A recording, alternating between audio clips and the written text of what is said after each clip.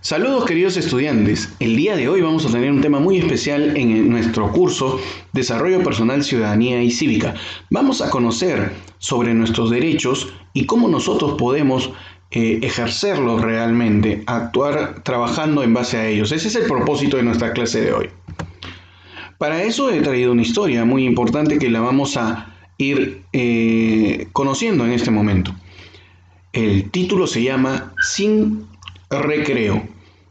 Llega un profesor y les comunica a todos los alumnos de ciencia y tecnología lo que acaba de suceder. La profesora Ana está indispuesta y no vendrá hoy. Dice que avancen con las actividades 5 y 6 de las páginas 98 a la 102 de su texto de ciencia y tecnología. Todos los chicos se asustan, se asombran porque la Miss Ana no iba a estar en esta oportunidad. Al día siguiente llega la Miss Ana y les dice: buenos días, ¿qué tal les fue con las actividades que les dejé? Bien, bien, le gritan todos porque estaban emocionados de verla a la Miss Ana. Y entonces ella les dice: hoy nos quedaremos sin los 2 recreos para revisar las tareas y recuperar las clases. Ese momento todos comienzan a molestarse. Una de las estudiantes dice: pero no es justo que nos quedemos sin recreo para recuperar clases. Exacto, no es justo, dice otro de sus compañeros. Otro dice: es verdad. Yo estoy de acuerdo, dice otra de sus compañeras. Hemos perdido una clase y tenemos derecho a aprender. El otro compañero dice: además, es buena profesora. Bueno, hay dos versiones o dos grupos determinados ante esta actitud. Yo te voy a hacer algunas preguntas de lo que ha sucedido. ¿Tú qué harías? ¿Cuál de los 2 puntos de vista estarías tú de acuerdo en que estaría bien que nosotros estudiemos un poco más o que no se te quite, por ejemplo, la recreación? ¿En qué lugar te pondrías tú? Quiero que lo contestes en tu cuaderno. ¿Podría haber otras alternativas? ¿Se darían en otros casos? ¿Cómo tú podrías llegar a ellas? ¿Es el derecho al juego o la recreación más importante que el derecho a la educación? ¿Tú qué piensas sobre ello? Estas preguntas son importantes para ir dilucidando el trabajo que nosotros tenemos en este temita. Así que te pido que por favor le prestes mucha atención, ¿sí? Muy bien, contéstalo y lo pones en tu cuaderno. Vamos a preguntarnos, ¿jugar puede ser considerado como un derecho? ¿A qué nos referimos exactamente con la palabra derechos?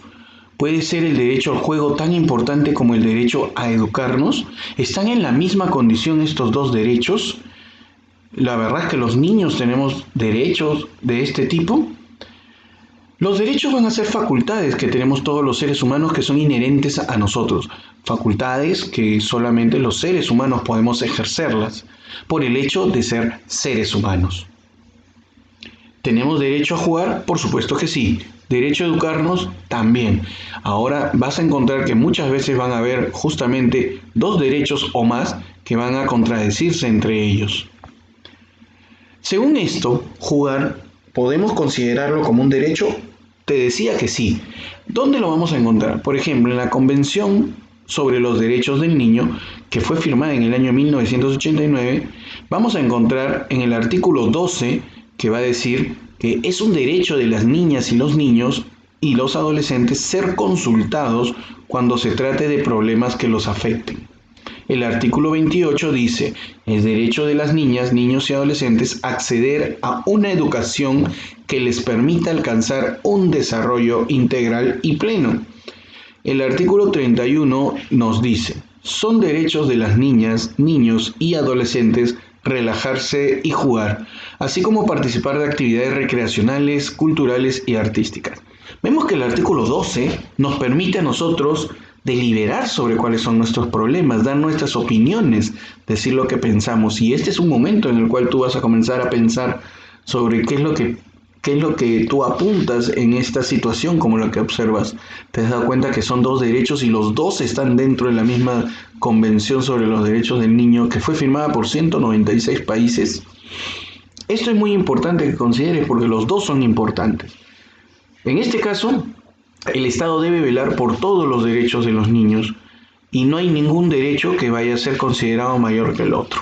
No hay ninguno que debe ser eliminado para que otro pueda existir. Ambos deben coexistir y debemos darle algún tipo de prioridad dependiendo del caso. Al igual que todos tenemos derechos, también debo de comentarles a ustedes que todos tenemos deberes, porque los derechos y los deberes son parte de lo mismo, son dos caras de una misma moneda. Así como yo tengo derecho, por ejemplo, a la dignidad, debo tener el deber de no burlarme de los demás y de dañar la dignidad de ellos. Entonces me debo comportar. Yo regulo estas actividades porque hay otras personas que también tienen derecho, al igual que yo. Y así como nadie se debe burlar de mí, yo tampoco debo burlarme de otra persona. Si digo, por ejemplo, que tengo el derecho a la salud, significa que tengo el deber también de no poner en riesgo a todos los demás. Entonces yo agarro y en estos momentos de pandemia, yo digo, sí, el Estado debe atenderme, porque es mi derecho. Muy bien, pero ¿tú tienes acaso el deber, o mejor dicho, tú estás permitido de salir cuando te da la gana, poniendo en riesgo la salud de los otros? No, pues. Entonces tú, al igual que tienes derechos, también tienes deberes que debes cumplir.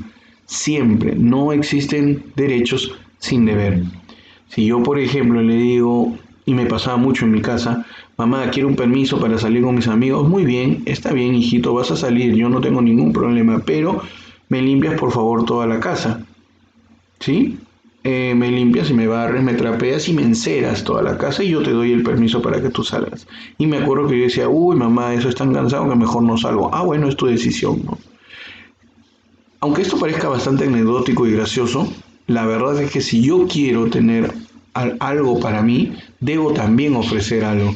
Entonces, hacía un ejemplo para poder entender qué cosa tendría que entenderse como, aunque suene redundante, sobre lo que es derecho y es deber, que siempre están unidos, que si tú pides algo, debes también ofrecer algo relacionado con lo mismo.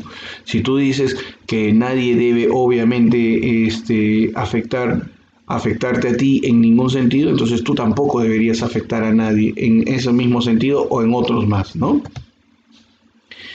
¿Cómo se van a relacionar los derechos con la libertad? Pongámonos en este ejemplo.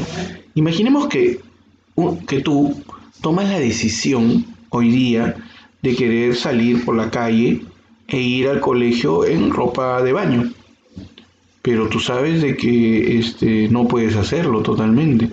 Yo no puedo hacer eso. Claro, puedo estar en la playa con esa ropa, pero no puedo ir al colegio así. ¿Qué pasaría si alguien te ve de esa manera? Primero, que estarías en contra de lo que serían las buenas costumbres. Entonces, nuestros derechos también van a concluir donde están terminando, donde se inician los derechos de los demás, y nuestra libertad, que es un tipo de derecho, también termina cuando empiezan los derechos de los otros. Nadie tiene por qué estarnos viendo de esa manera, ¿no? Cuando nosotros hablamos de un enfoque de derechos que nos pide, por ejemplo, el Estado en la educación, significa que debemos fomentar el reconocer tus derechos y también tus deberes, promover el diálogo y la participación entre todas las personas dentro de este estado de democracia. Y también, por si acaso, el Estado nos pide un enfoque intercultural, que eso significa que promovamos el intercambio de las ideas de ver el mundo, de nuestras cosmovisiones diferentes que podamos tener entre todos los pueblos. Entonces, sí, yo soy libre de, por ejemplo, de pintar donde yo quiera. Tú podrías decir, sí, eres libre, pero si pinto en la fachada de la casa de otra persona, estoy dañando su propiedad. Entonces, estoy en contra de lo que sería mi derecho ya. Entonces, no estoy cumpliendo con una responsabilidad porque yo no puedo pintar en la propiedad de otra persona. Así de simple. Entonces, si fuera mi casa, entonces tu casa pinta lo que tú quieras, haz lo que tú desees, porque es tu propiedad. Otra de las formas sería pidiendo permiso, y si esa persona te dice, sí, ok, no me interesa, bueno, píntalo. Pero hay casos especiales que tienes que entender que tus derechos acaban cuando empiezan los derechos de los otros y tus libertades también. ¿Cómo es que se garantizan los derechos de todos y por qué hablamos de que los derechos se han ido ganando a través del tiempo? Lo que pasa es que los derechos es una facultad entendida por el ser humano, pero que antes no era comprendida que realmente era para todos. Entonces consideraban que solamente un ciudadano podía ser un hombre, varón, que sea mayor de edad, que tenga dinero y que sepa leer y escribir. Características especiales para considerarlo como ciudadano. Si obviamente eras mujer, no podías votar. Tuvieron que luchar muchísimo las mujeres para que en 1956 por primera vez se dé el voto femenino, ¿sí? Entonces, esto es bastante interesante para ir reconociendo entre todos. Posteriormente, en el año 79, con la Constitución del 79, se le dio, por ejemplo, el voto a los analfabetos y a las personas que no necesariamente tenían que tener riqueza. Entonces ahí ya se dio la oportunidad de que todos puedan votar. Entonces, ¿por qué, profesor, estos derechos no han existido desde antes? Bueno, la verdad es que siempre están en nosotros, solamente que los mismos seres humanos no los hacen respetar, ¿ok? Y entonces en el caso de los derechos de las niñas, los niños y adolescentes, también han existido siempre.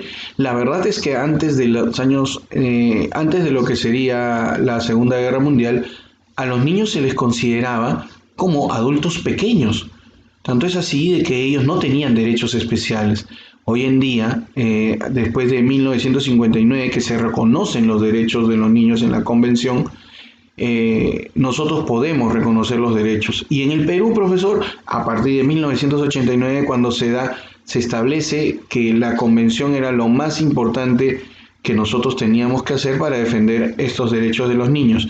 Y es así que donde se inicia la redacción del Código de los Derechos de los Niños, las Niñas y los Adolescentes en el Perú, que fue firmado y aprobado en el año 2000. Entonces, quiere decir que desde el año 2000 hasta la actualidad, nosotros recién tenemos derechos obligatorios dentro de nuestro país. Aún así que hayamos firmado la Convención de los Derechos del Niño en el año 89, ¿no? Pero eso significa de que el Perú vela justamente por todos los niños, sus derechos y tratar de que vivan en un mundo mucho mejor. El artículo 3 de lo que sería el Código de los Niños y Adolescentes dice lo siguiente: a vivir en un ambiente sano, el niño y el adolescente tienen derecho a vivir en un ambiente sano y ecológicamente equilibrado. En el artículo 4 habla sobre su integridad personal. El niño y el adolescente tienen derecho a que se respete su integridad moral, psíquica, física y a su libre desarrollo y bienestar. No podrán ser sometidos a tortura ni a trato cruel o degradante. Esto es importante que lo sepamos entre tantos artículos que hablan sobre los diferentes derechos de los niños. El artículo 14 habla sobre lo que sería la educación, cultura, deporte y recreación. Y el artículo 20 habla sobre también los programas culturales y deportivos que el Estado debe estimular y facilitar todo tipo de recursos para que ellos se puedan desarrollar. En el año 2016 hubo una reunión muy especial que se denominó Tincuy. Niños de pueblos indígenas y afroperuanos intercambiaron diferentes juegos. Fue una experiencia formidable que, si ustedes quieren, pueden ir buscando mucho de este hecho. Se realizó gracias al Ministerio de Cultura. Entonces, te lo comento porque porque es un momento muy especial en que los niños tuvieron un espacio donde pudieron mostrar justamente ese tipo de recreación que tuvieron. Te reto a que averigües un poco más de Tincuy 2016. Te dejo unas actividades. De paso también, quiero que veas este video que te estoy colocando acá sobre chicos IP, sobre lo que sería el niñismo, que es un derecho a ser escuchado y a pasar el tiempo con sus padres. Es algo muy interesante que me gustaría que tú lo observes, así que te lo voy a alcanzar también como enlace. Quiero que entrevistes a un familiar y le pidas, por favor, que te informe sobre su juego favorito de la infancia, que te cuente cómo se jugaba, por qué le gustaba, qué le parecía divertido de él y cómo se sentía jugarlo. Y por último, contesta qué acciones crees que deberían promover las autoridades de tu localidad para garantizar el derecho del juego y la recreación. ¿Listo? Con eso concluimos nuestra sesión de hoy y nos encontramos la siguiente semana.